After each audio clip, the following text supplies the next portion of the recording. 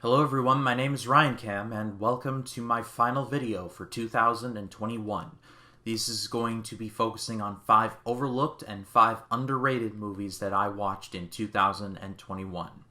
Now, the definitions for this can be a bit fluid, so I'm basing my choices here on the following definitions. I consider an overlooked to be a movie of high quality that nobody is talking about, and I'm considering underrated to be a movie that people see as kind of a lesser quality that I actually really loved. That's what I'm going off of. And these will not be reviews. More often than not, I will have probably reviewed these, so please be sure to check on the channel for these various videos. So with that out of the way, let's dig in, starting with my 5 overlooked choices. Starting in the overlooked column, the first choice I went to right away was The Courier, starring Benedict Cumberbatch. I love me a good spy movie, so when my dad and I went to see this, I was excited, and I want to say by the end of the second act, I was like, okay, this is good, but I don't think I'm going to remember this.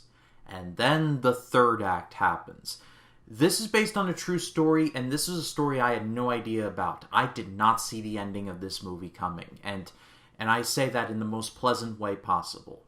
Benedict Cumberbatch is always a plus in my opinion. However, he actually went above and beyond for this role, and I give him nothing but credit for that. If you somehow missed The Courier, seek it out. It is far better than you probably remember.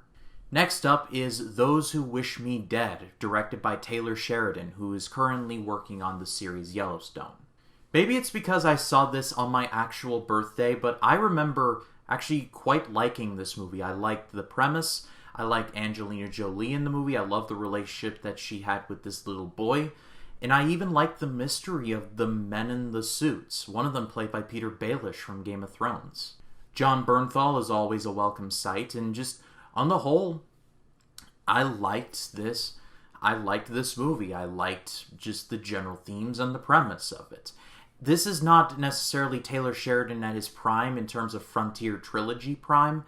However, this is definitely worthy of a rewatch if you saw it and probably forgot about it. Next, I'm choosing Summer of Soul. Now, I talked about this in my favorite movies of the year list, so I'll try and limit my time on this one. However, see this if you haven't. If you're a music fan, if you're a fan of this time period, seek it out regardless. This is one of those movies that is just brilliant. It makes you think as to how and why this movie went, and this footage just in general, how and why it went so underground for so long. And this movie also showed me that when people complain about how we're filming ourselves too much nowadays, if considering the fact that this 3 or 4 day long concert was pretty much all filmed, those criticisms tend to fall a little silent in my opinion. Penultimately, in my overlooked category, I'm going with No Sudden Move. This is an HBO Max exclusive directed by Steven Soderbergh. We all know who he is. And like Soderbergh, it starts out as one thing, but by the end, it turns into a completely different thing. Going into watching this movie, I knew it was just about one thing, a robbery that went wrong. However, that's literally just the beginning. This movie, you think it's going to be just a light jog, but then it turns into an Iron Man, at the snap of a finger. Benicio del Toro and Don Cheadle are both great. Brendan Fraser is always nice to see, and there's another actor that I will not spoil his appearance, but if you see it, you will definitely freak out over. Steven Soderbergh is a master of these movies with big casts and talking about twists that just come out of nowhere. Soderbergh is a master of that. I am so sad that this movie isn't being talked about more, but I think it should. And wrapping up my overlooked side of things, I'm going with News of the World, directed by Paul Greengrass and starring Tom Hanks. This was actually the first movie I saw in 2021. I actually saw it New Year's night 2021, January 1st. It was at my local AMC because they never closed during the shutdown. And so I was like, you know what? I'm going to go see News of the World. And when I first saw it, I was like, okay, this is good. But by the end, I loved it. It can be a bit preachy at times, but on the whole, I like the history side of things. I love the fact that this was a Western, and Tom Hanks is secretly kind of a badass in the movie. I like the relationship that he has with the little girl. I like the dynamic they had.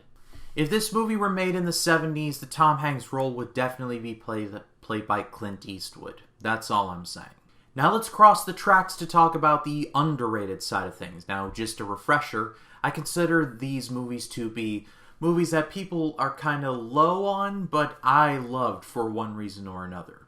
First up is Godzilla vs. Kong. This was the first movie that I saw with a substantial crowd, and I'm glad I did, because this crowd was just on fire for everything. I'm a bit of a defender of Warner Brothers' Monsterverse. I think the movies are actually better than people give credit for, and especially Godzilla vs. Kong. This movie was so much fun. The movie knew exactly what it needed to do, and it did just that. It was directed by Michael Dougherty, who also directed Trick or Treat.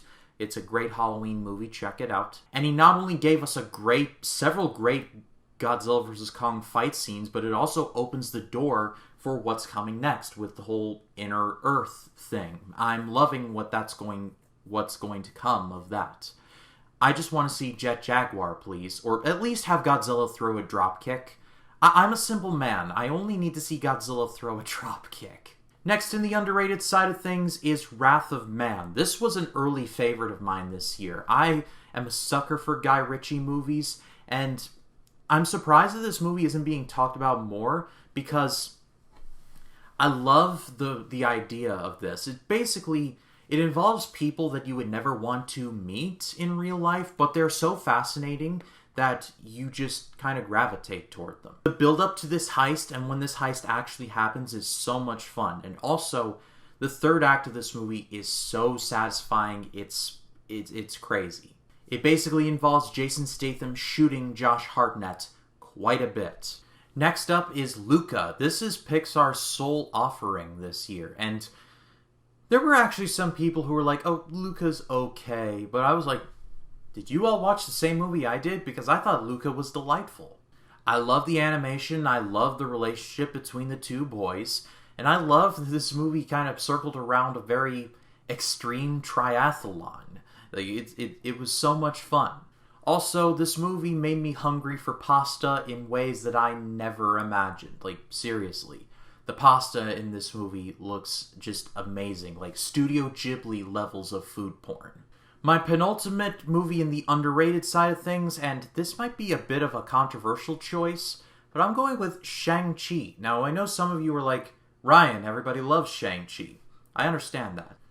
But I think ShangChi is underrated because I love the story here, and I think the story is done so well that I think because of Spider-Man No Way Home just taking up all the MCU airspace, I think it's important to remember that Shang-Chi was really good. This would have been my favorite MCU thing all year if not for Spider-Man. Also, this movie deserves all the credit in the world for completely just killing off that awful Iron Man 3 twist and burying it in a shallow grave. Like, just morto bene. And to close things out on the underrated side of things, I'm choosing Malignant from director James Wan. James Wan has been involved in like Aquaman and these bigger projects that you kind of forget that he got his start in smaller movies like this. And Malignant is a very silly movie. It has a very silly premise, but in a weird roundabout way, that's kind of what I like about it. This movie is so just bonkersville that it kind of circles around the world to where it's universally seen as just fun. I have no idea if a Malignant 2 is going to happen, but I sincerely hope it does, because this movie just begs for a sequel. It's like Basket Case, except instead of a basket, it's attached to a poor woman. Wow. And that is it for the underrated side of things. And I ask you, what movies did you think were either overlooked or underrated? Leave them in the comments. I'd love to hear what you have to say about this. And also, this is my last video of 2021, and I would just like to take a moment and say thank you to everyone who checked me out in 2021. This was by far and away my most successful year on YouTube. I made so many new contacts. I got so many new subscribers. Thank you all for checking me out. And it's just been an incredible year for me and this channel. And 2022 is just going to be all gas, no brakes. And I am happy to announce that 2022, I'm going to be bringing about a new podcast, Life in the Movies, with Ryan and Jacob. I'm going to be teaming up with Jacob Martin, and every week we're going to be talking about more current affairs kind of thing in the movie world. Also, life stuff. It's going to be a lot of fun. And then my first video for 2022 will be my most anticipated for 2022. So be on the lookout for both of those. And if you like this video, please be sure to leave a like, comment your thoughts down below, and if you like this video and you want to see more like it, hit the subscribe button and click the bell to allow notifications. That way when a new video drops, you'll be the first to know about it. My name is Ryan Cam, and see you in the next year.